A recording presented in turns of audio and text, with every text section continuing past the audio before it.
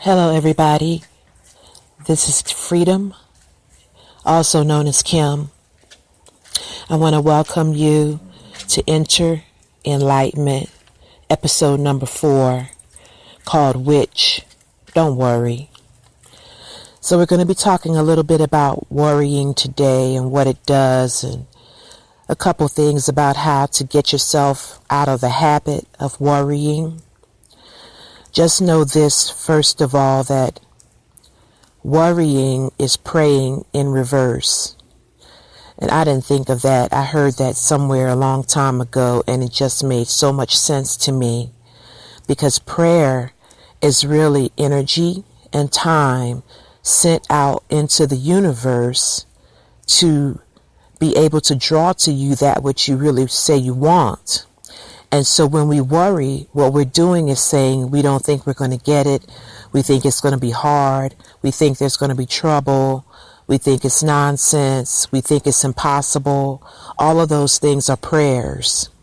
And so that's what worrying is. And if you call yourself a witch or a wizard, or you call yourself a Christian or Hindu or Buddhist, whatever you call yourself, whatever you practice, when you practice worrying, you're practicing prayer in reverse.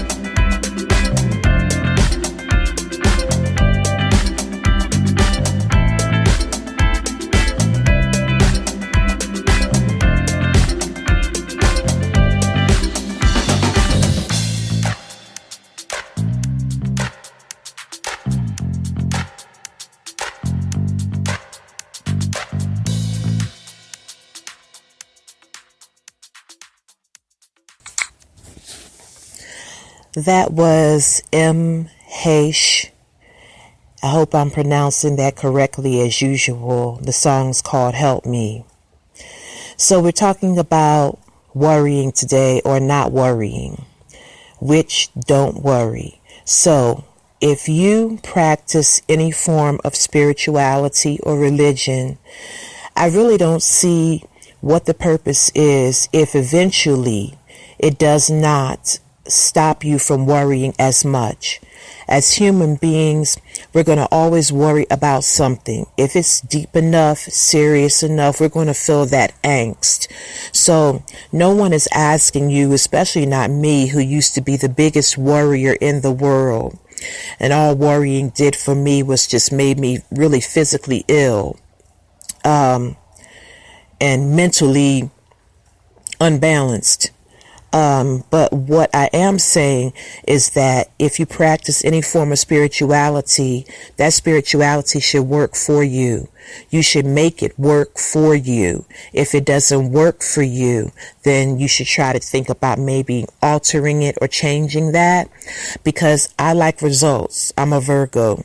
So if I'm practicing something, which right now I am practicing witchcraft, basically in a hoodoo fashion, but really eclectic. But the point is, I'm a witch, and so therefore when those things come into my mind that this is impossible or this cannot happen or this is going to be too hard, I try to replace those thoughts. And that's one of the most important things about not worrying, is you have to replace the thought. You can't just try to force a worrying thought out of your mind. Once you recognize that thought and then sit it aside, just imagine yourself just reaching in and sitting it aside. You need to replace it with a thought that is more on the line of what it is that you want, that is in alignment with the things that you say that you desire. And often I say the things that you say you desire, because sometimes we say we want things and we really don't know what we want. We just don't want the opposite. So when you worry, what you're doing is you're just praying in reverse, and you're saying that's not going to come. I don't believe it. Even though I'm thinking about it, even though I'm desiring it, I know it's not going to happen.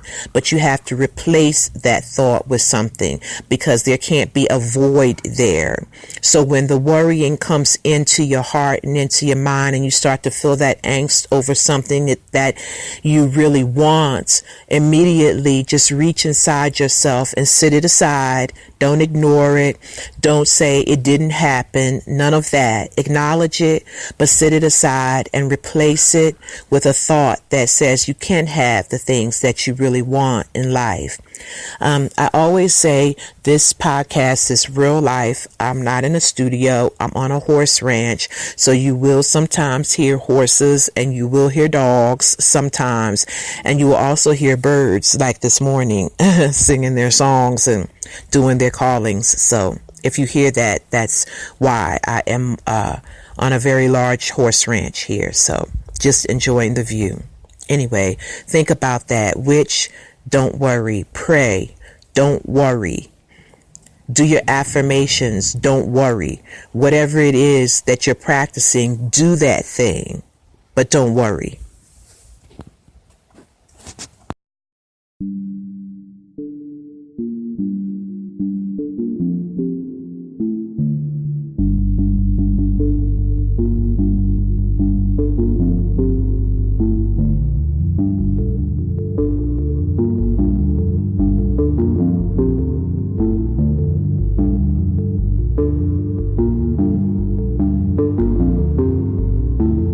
Your mind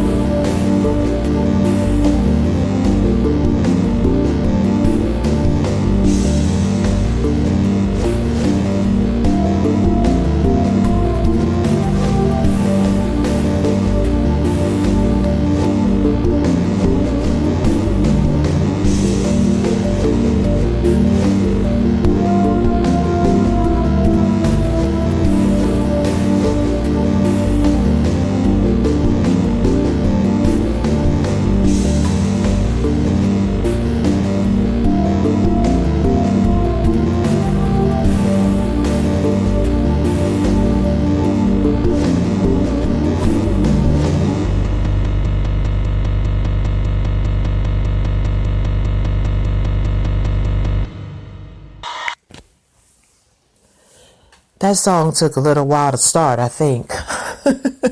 Or it just was really, really quiet at the beginning. So I apologize for the silence. That was a group called Soft and Furious, and the song is called Your Magic. Very appropriate for today's topic, but don't worry. So one of the things that I want to share today also is the reason why a lot of affirmations don't work. There are some people who really religiously practice affirmations. I mean, like they say them 100 times, every day for a week or for whatever it is that they are wanting at the time. Affirmations are a replacement for worrying thoughts. And one of the reasons why they don't work for many people is because people don't really understand what they are. And that's what they are. They are a replacement for worrying thoughts. So therefore, if the whole time you're saying your affirmation and you're still carrying around with you the worry, the angst, the worrying thought at the same time, the thought that is the most powerful, the thought that actually has the most energy is the thought that's actually going to win out. So you can say, I am healthy, wealthy, and prosperous 100 times. But if your belief system that you're not healthy, wealthy, and prosperous is stronger while you're even saying the affirmation, you're going to receive what it is that is the strongest energy. So we always talk about this, and I can't say it enough, but everything is energy. And so when you're putting out energy, that energy needs to be powerful.